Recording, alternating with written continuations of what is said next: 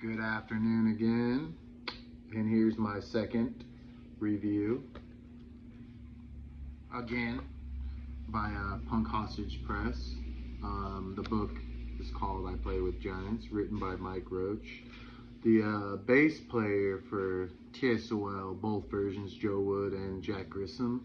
It's got some great foreword by Keith Morris from Circle Jerks. Some tattoo artist, Mark Mahoney, very famous, and of course forward by Jack Grissom. I really like this book, and it was actually, I got it before it was supposed to come out, so this is like actually, I guess there's some, what I heard from the providers of it, that it's got some errors in it, so this is kind of a collector's item. They wanted to like recall it for me. I didn't feel like sending it back for a new one, just out of pure laziness, not oppositional defiance. Anyway, I really like biographies. I've always loved this book, loved both versions of the TSOL as much as people, oh, not Jack, whatever. That's just my thing, but I like he kind of answers some stuff that you never heard really Ron Emery talk about, as he was in both versions.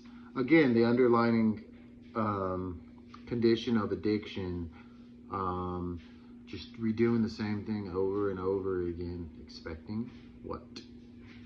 Different results. I hate when people say that, but anyway, I really like the books that these people put out there. Again, I use the same term. They're gritty. They're just real and uncomfortable. Even like all the books they've put, in a sense, made me uncomfortable at points, which is good because that's just reality.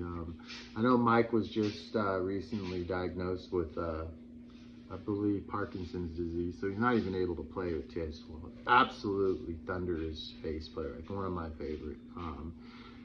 I like how this book dives into kind of like the bad businesses practices he conducted with both bands.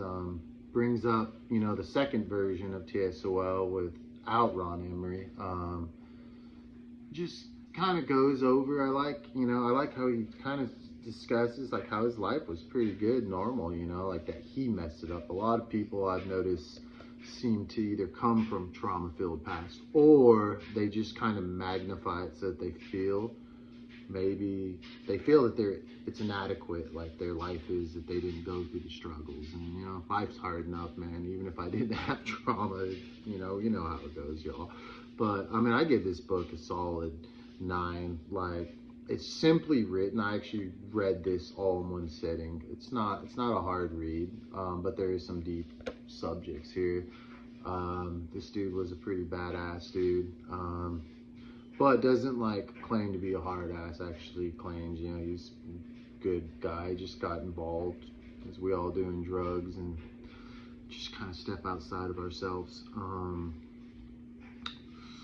There's a really good chapter. Again, I don't want to like review a book and give away stuff, but when he talks about breaking his own dog out of a pound, I think I would do that too, even if I decided late. I don't break the law anymore that I know. I probably speed, but hey man, if someone takes my dog for whatever reason, no, better believe I'm doing a special ops mission and I'm getting him out, and hell, have mercy on anyone that gets in my way. So that's a really good part in the thing, and he ended up reconciled getting his dog back. But it just kind of the whole, generally everyone in this band, I've read Jack's bunch of books, they're great. Just kind of there's tragedy, there's, I don't know what it is, but I am obsessed with someone that nearly destroys themselves to oblivion but reconciles back. It's a good story of course, prison, redemption, recovery. I like how he brings up the key point in here is he brings up Marshall Roner. People don't know, Marshall Roner took, in the last album, Strange Love, he took Ron Emery's place. And absolutely, I've actually talked to Joe Wood on the phone, and he said that there was no one in the 80s that was a better guitar player than Marshall Roner. I mean, you can hear it, he played in Jimmy and the Mustangs, the Cruzados with Tito Lavera, however you pronounce that. He played with Jim Brown, who played with Arlstein. Then you hear it, he was an explosive, incredible guitar player. And he kind of goes, I wish he would have went a little more into depth. He just said he was a junkie and kind of nice guy, but just an unreliable junkie. I don't imagine there's such thing as a reliable junkie.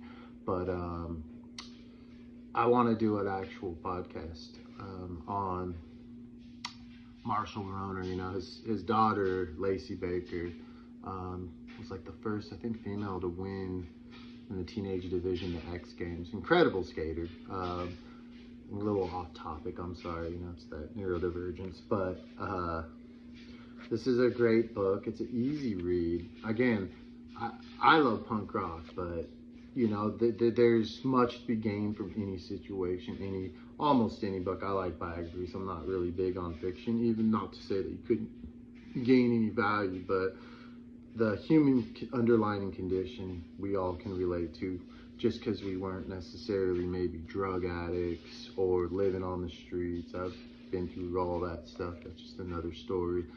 But it's a good book. I think it goes, like, all proceedings go to his medical bills and stuff. You should check it out, and check out Punk Hostage Press. Sorry, it's Punk Star Hostage Star Press. Y'all have a good one.